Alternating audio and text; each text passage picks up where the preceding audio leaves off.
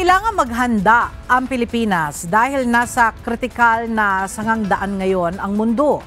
Ito ang binigyan diin ni retired Supreme Court Justice Antonio Carpio sa isang forum hinggil sa West Philippine Sea noong Sabado. The Philippines must prepare for the worst by strengthening its self-defense capability at all cost.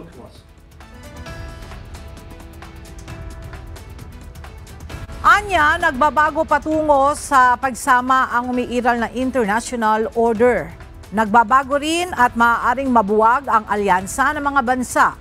Halimbawa nito ay ang pagboto ng US kasama ang Russia at North Korea laban sa isang UN General Assembly resolution na kumukondena sa pagsalakay ng Russia sa Ukraine.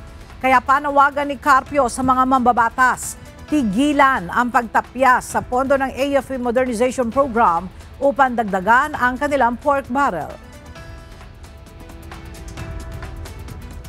Members of the Philippine Congress must stop reducing the budget for the AFP, Armed Forces of the Philippines Modernization, to increase their own pork barrel.